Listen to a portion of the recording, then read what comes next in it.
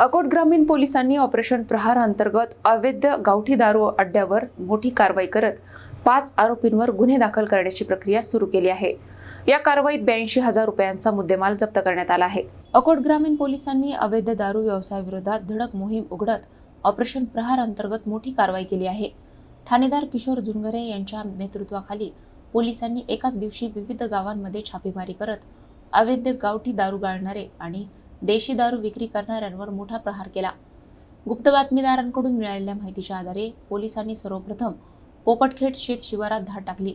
येथे हातभट्टीची दारू तयार करण्यासाठी सडवा, मोहामाच आणि गावठी दारूचा साठा आढळून आला। या कारवाईत तब्बल 60,770 रुपयांचा मुद्देमाल जप्त करण्यात आला।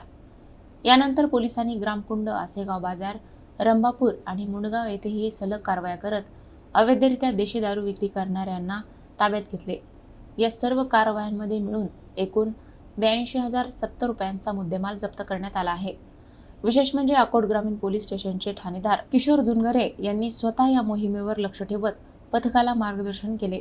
त्यांच्या नेतृत्वाखाली पोलिसांनी अत्यंत नियोजनबद्ध पद्धतीने कारवाई करत अवैध दारू व्यवसाय करणाऱ्यांमध्ये मोठी खळबळ उडून दिली।